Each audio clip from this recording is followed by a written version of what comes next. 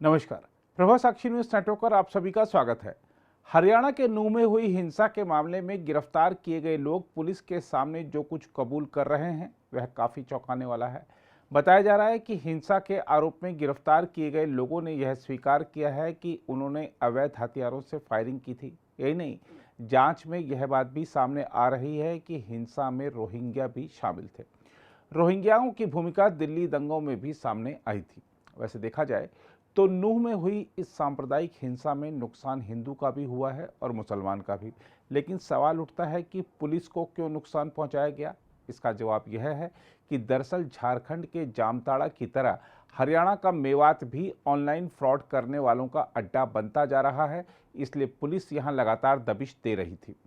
Police की दबिश और छापों के जरिए ऑनलाइन फ्रॉड करने वालों को काफ़ी नुकसान हो रहा था। इसलिए उनके मन में पुलिस के विरुद्ध काफ़ी गुस्सा भरा हुआ था। विश्व हिंदू परिषद की जलाभिषेक यात्रा पर हमला करने के दौरान जब बचाव में पुलिस उतरी तो उसे भी दंगाइयों ने निशाने पर ले लिया। 2 होमगार्ड जवानों की मौत होना, एसएचओ पर गोलीबारी और दर्जनों पुलिसकर्मियों को घायल करना दर्शाता है कि धार्मिक यात्रा के अलावा दंगाइयों का दूसरा सबसे बड़ा निशाना पुलिस थी। दरअसल साइबर ठगी के मामले में भारत का दूसरा सबसे बड़ा केंद्र बन चुके मेवात में पुलिस की कार्रवाइयों के चलते इन लोगों का धोखाधड़ी का धंधा चौपट हो रहा था। इन लोगों की करोड़ों रुपए की हेराफेरी पकड़ी जा चुकी थी। इस सब के चलते यहाँ के गांवों में पुलिस के खिलाफ आक्रोश देखने को मिल रहा था। इन लोगों को मौका उस दिन मिल गया जिस दिन विश्व हिंदू परिषद की यात्रा निकली। दंगाइयों ने उपद्रव की आड़ में साइबर पुलिस स्टेशन को बुरी तरह इसलिए फूंक डाला ताकि उनके धोखाधड़ी के रिकॉर्ड जल जाएं। बताया यह भी जा रहा है कि दंगाइयों ने अन्य पुलिस स्टेशनों को छोड़कर सिर्फ साइबर पुलिस थाने को इसलिए निशाना बनाया ताकि गांव वालों के खिलाफ दर्ज एफआईआर समेत सारे रिकॉर्ड मिट जाएं। बताया यह भी जा रहा है कि एक साइबर ठग सैकुल खान की हाल में पुलिस हिरासत में मौत हो गई थी। इस बात को लेकर भी गांव वाले पुलिस के खिलाफ भड़के हुए थे। इसलिए जैसे ही उनको मौका मिला उन्होंने अपना गुस्सा दिखा दिया। सैकुल खान के बारे में गांव वालों का कहना है कि वह पुलिस हिरासत में टॉर्चर के दौरान मारा गया, जबकि पुलिस का कहना है कि 22 जुलाई को सैकुल को सांस लेने में दिक्कत आई थी, जिसका अस्पताल ले जाकर इलाज करवाकर फिर उसे वापस थाने लाया गया था। 23 जुलाई को सैकुल को फिर सांस लेने में आ रही दिक्कत के चलते अस्पताल ले जाया गया, जहां उसकी इलाज के दौरान मौत हो गई। हम आपको यह भी बता दें कि मेवात के गांव में साइबर ठग तैयार करने के लिए ट्रेनिंग कोर्स यानी साइबर फ्रॉड कोचिंग भी करवाया जाता है। बताया जा रहा है कि ये कोर्स 50,000 से लेकर 1 लाख रुपए तक का होता है। लगभग 7 दिन के गहन प्रशिक्षण के बाद ठग तैयार कर दिए जाते हैं। इस तरह की मीडिया रिपोर्टें हैं कि तैयार किए गए ठगों को बैंक अकाउंट खोलने के लिए नकली सिम कार्ड और डॉक्यूमेंट्स भी दिए जाते हैं। यहाँ पर जो कोर्स कराए जाते हैं उनमें सेक्सटॉर्शन या हनी ट्रैप वाला कोर्स सबसे महंगा बताया जाता है। इस कोर्स की अवधि भी सबसे ज़्यादा यानी 3 महीने की है। यह भी बताया जाता है कि प्रशिक्षण हासिल करने के बाद अपराधी खेतों से काम करते हैं, क्योंकि वहाँ फ़ोन को ट्रैक कर पाना बहुत मुश्किल होता है। इस सब के चलते हालात ऐसे हो गए हैं कि मेवात को देश भर में साइबर अपराधों की राजधानी भी कहा जाने लगा है।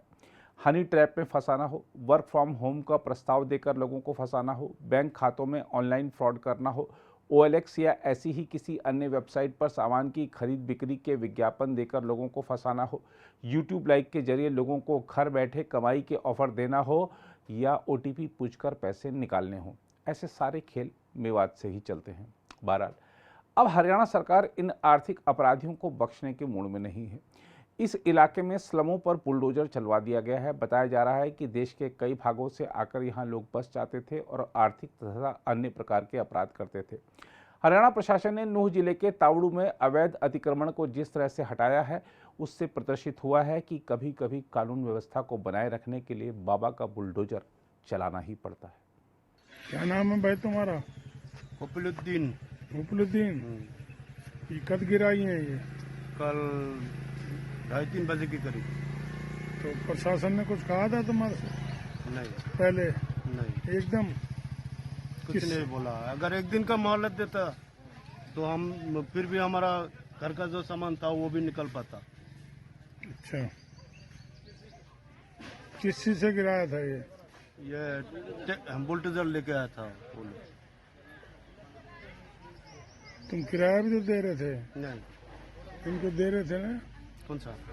जो जिसका प्राइवेट जमीन है वो तो दे रहा था। कहाँ है उसके प्राइवेट जमीन? ये सारी तोड़ी नहीं है, बाकी हाँ बचाई वही तो हैं? अलग अलग जगह पे रह रहे। नहीं नहीं, पीछे जमीन ये है। वो प्राइवेट जमीन है। तो प्राइवेट। तुम्हारा क्या नाम है? शाहजमाल। शाहजमाल।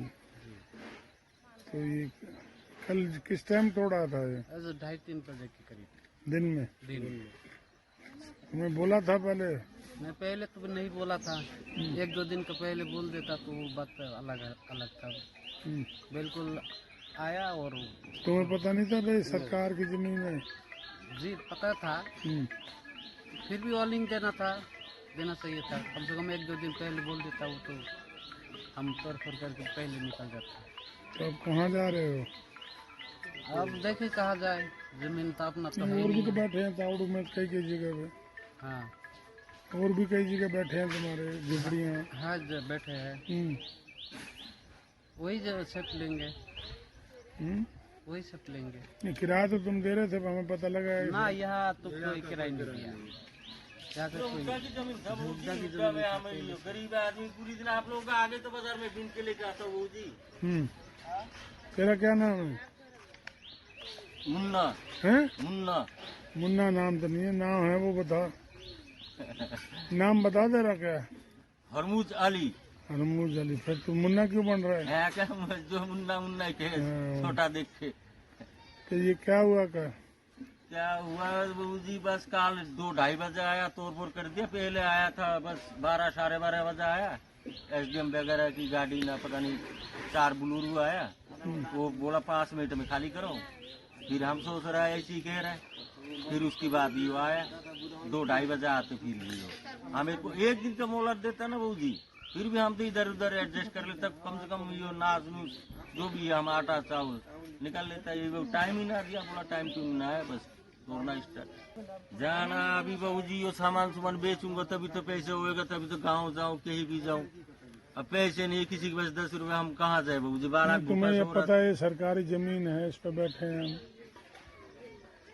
हाँ वो तो हमें पता था सरकारी जमीन है, हम गरीब आदमी 2-4 दिन के लिए बैठता हूँ, फिर ही बस तो अभी 2-4 साल हो गए ना, कई साल हो गए हाँ, आपका। कई साल हो गया, बस खाली पड़ा था बहू जी, इसीलिए बैठ गया था।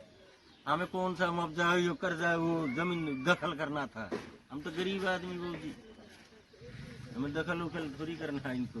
हुआ है नुकसान तो बहू जी सारे हो गए, हम गरीब आदमी। देखो आपकी आगे सारे देखो कितनी झोपड़ियाँ थी? यहाँ 40 झोपड़ी। कितने आदमी रह रहे थे? 40 फैमिली मान के चलो, किसी के 3 बाल आगे, 2 बाल आगे, 4 बाल आगे। उधर भी तोड़ फोड़ कर दिया, किधर? वो शनिपुरा से पहले ही। वो किसकी जमीन थी? वो भी जाट का ही है। नहीं, वो सरकारी थी। हाँ वो भी हुड्डा का ही है। अगर आप भी लेना चाहते हैं देश दुनिया की तमाम जानकारी तो आज ही सब्सक्राइब करें हमारे चैनल को। साथ ही नीचे दिए बेल आइकन को जरूर दबाएं ताकि हर अपडेट आप तक पहुंच सके।